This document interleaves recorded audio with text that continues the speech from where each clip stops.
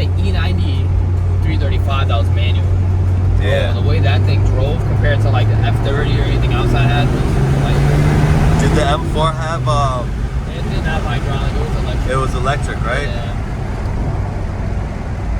This turn used to be like the scariest turn as a kid.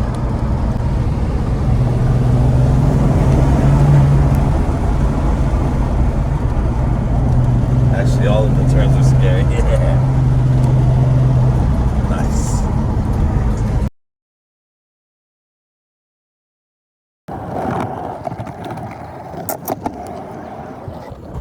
What's good, G? Not much, man. Let's go with you for a long time. So it's been a minute. Yeah, it has been.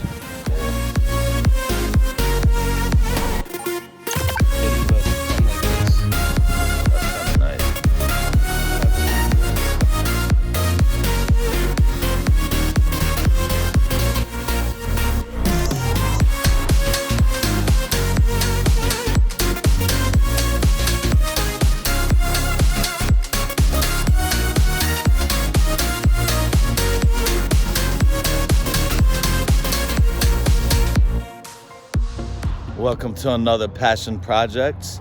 This is Hamza. It's another beautiful day and we got another beautiful car. We got my homie Jawad here in his 2009 Porsche 911 Turbo. Very blessed. Thank you very much. Nah, man, you know me, bro. So Yeah. you want to know? I'll do whatever I can. I don't have that much knowledge, but I'll see what I could. So your last car was the M4. Yeah. What made you decide to jump to this after that car?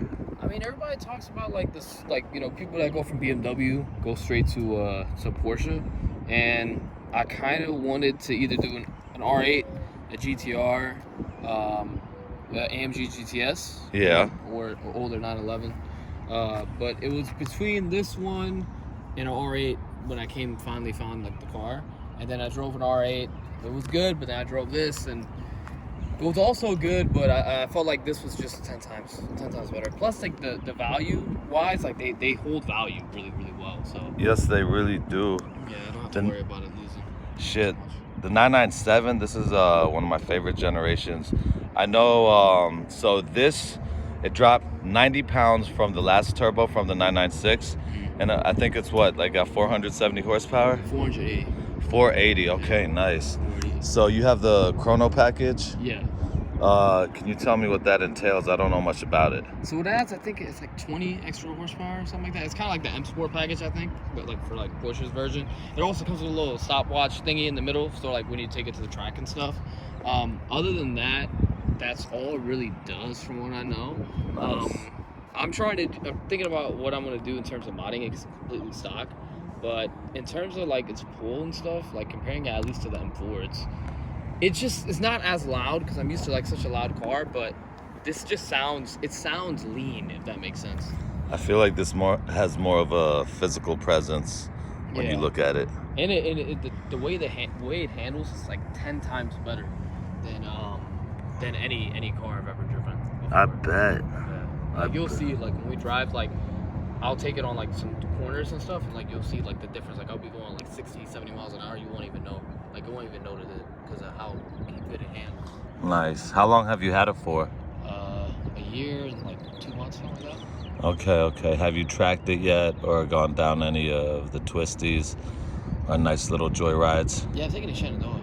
Shenandoah. That's like over here. That's like christening the whip. So that's true. Take it there. Like when we did the 211 ride with the other cars. Yeah, that shit was fun. Yeah. But not. All right, man. Tell me 5 things you love about the car and 5 things you hate about it. I love the way it handles. That's number 1. The way it handles, the way it looks. It's number 2. Nice. The way it pulls would be number 3. Number 4 would just be, I guess you could say, the way it holds value. I don't have to worry about losing too much money whenever I do decide to sell, or even losing any money. And then number 5, I'd honestly say, like, for this specific one, I have the Metzger engine, and that one is like a bulletproof engine. So I'd say that has to be 5. Just the engine on this one specifically, I really love, because it's like, it's durable. It can take a lot of power stock, like just straight off the engine block. So those would be the 5. And then the 5 things I dislike, I wish it was louder. I have to get an exhaust for that. True. I wish I had a little bit more tech inside, and I wish it wasn't too fucking expensive to maintain. That was like the third one. Yeah. Because it's so expensive. I did some work on it recently, and like getting quotes from like other people that like, let's say if I took it to like Porsche dealership, I would have paid like 10 grand. But thankfully I know some people that work on these, so it helped. And then I honestly, I think those are 3. I can't say I hate. There's 5 things I hate about the car. Yeah. Let's take a look at the interior. I know it's very minimalist. Yeah, so the back seats are like super non-existent. You can open this up. Like, you can't fit nobody in here. Yeah, those aren't back seats. Yeah. That's just like for groceries. Even that I honestly think it's just It's for like my insurance. wrist It's like wouldn't for even insurance be able to purposes. fit here. That's disgusting. Yeah. The seats are sexy. Yeah, they're comfortable, but I have a bad back, so you know, being young and having a bad back for some weird reason is unusual, but it does get a little uncomfortable if I'm driving for way too long. Yeah. Oh, another thing I love is that you could drive it really low, like in like low speeds, and you're not gonna have like, it's not gonna feel like the car wants to keep jumping. You know what I mean? Like it wants to go fast. That was one thing in the M4. Like the car really wanted to, like, it felt like it wanted to go fast all the time. But with this car, whenever I turn it up, it'll just go. It just does its thing. Yeah. Can we go for a little ride? Well, let's do it. That's what we came here for, man. Let's go. I hate the fact that this car is Tiptronic, though. Like, you'll see it shifts well, but I mean, people kind of hate on it, though. A lot of people hate on the fact that it's a Tiptronic, but Because it was like right before the dual clutch. right before. This is considered a 997.1 half, because it has the interior of a .2, Yeah. but the exterior and obviously the engine and stuff like that. Well, I don't know about the engine, but everything else is like a .1. You know, it doesn't have that dual clutch system, which kind of sucks. That's what I really wanted, but whatever. That's cool. Where did you find it? Dude, I found it in fucking Manassas. That's Believe it awesome. or not, yeah. I bought it from a dealer, bro. I am a big proponent of never buying a car from a dealer.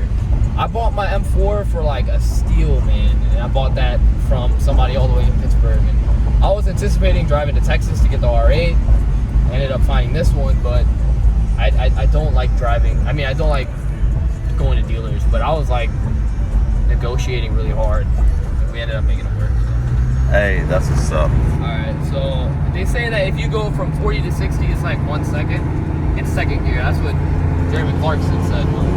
Yeah.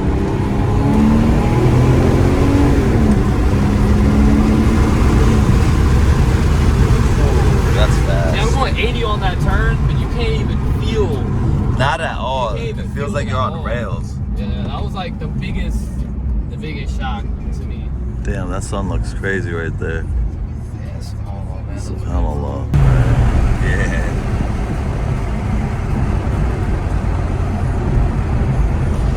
See, this light used to not be here. This light fucked it all up. Like the beginning of the course would Yeah. start on the other side over there. And we would just drive it down. Going downhill on this is very intense. Yeah, Like this that thing hill that we came up, is- approaching that hairpin turn, I'd be at 90, and then there's that slight curve. That's when we would start slamming the brakes and downshifting to the third, then the second, then just hit the gas as we're on the turn. I'm not gonna lie, I wish I could say I'd do some shit like that. I didn't. I remember one time I was going 90 though, taking a turn, and I had a 435. Yeah. Dude, I almost like got to like the craziest accident. My car went like this, and it just Oh, kept shit. turning.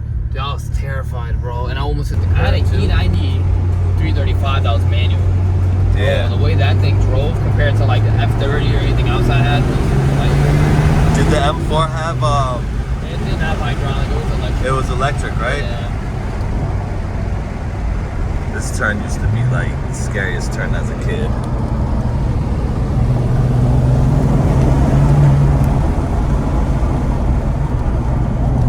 Actually, all of the turns are scary.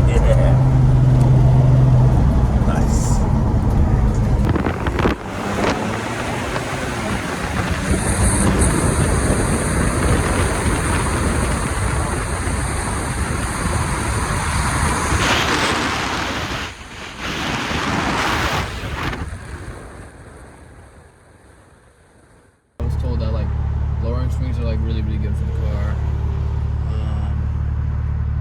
also getting a tune and then an exhaust. I'm just kind of leaving it at that for now. I do want to wrap it though.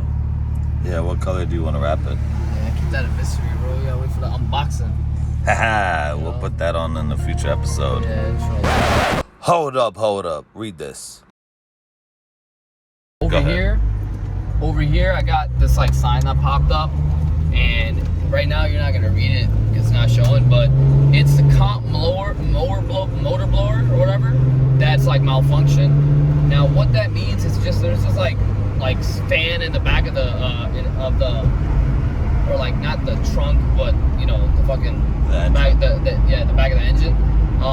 But that pretty much sometimes it goes out two ways, and I didn't know until recently that there's like a cord that is plugged into it. Sometimes that dangles and then it'll touch like a part of the engine, and it will like trigger your car and tell you, hey, like this is a failure. Or sometimes it's actually not spinning, but it's like $170 part if you buy it somewhere else, like on not Rock Auto, but like FC Piero or something. Yeah. Save you some money.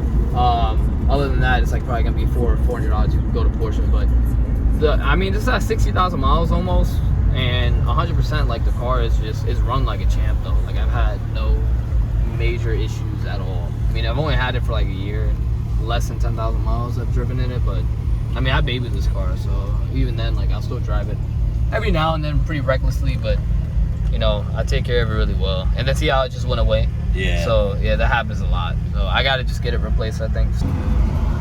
So is this the first of many 911s to come, or is this the one and only? I'm not gonna lie, I think this could be the one and only, or it could be the maybe I'll get one more after this. But yeah, man, this is my baby, dude. I fucking love this car. I'm not gonna lie. Every time I think about selling it, like I have it listed up for sale, and everybody wants it. I'm selling it at 80. You've only had it for a year. I've only had it for a year, but cause like you don't know, like the fucking recession's coming, dude, and I'm just like, get ready. I get ready, prepare myself. But alhamdulillah, I'm very fortunate to be in the situation I am. Like, you know, yeah. So like, you know, God can take it away from me any day. So I'm gonna be grateful for it. But that's like one thing. Like, it's always like a real big deal in this area. You don't see a lot of people that try to be humble. And, that's you know, true. You never know what can happen to you. So. All right, man. Thanks for your time. Appreciate it, bro. Appreciate it. Anytime. I'll see if there's anything else in the next car. You're gonna be the first one to see it. Bet. Peace.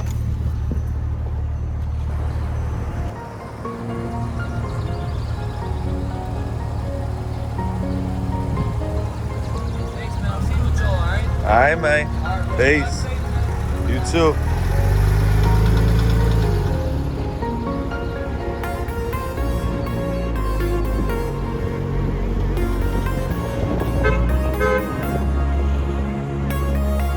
And that wraps up another episode of Passion Projects. I can't wait till I get my 911 too. Peace.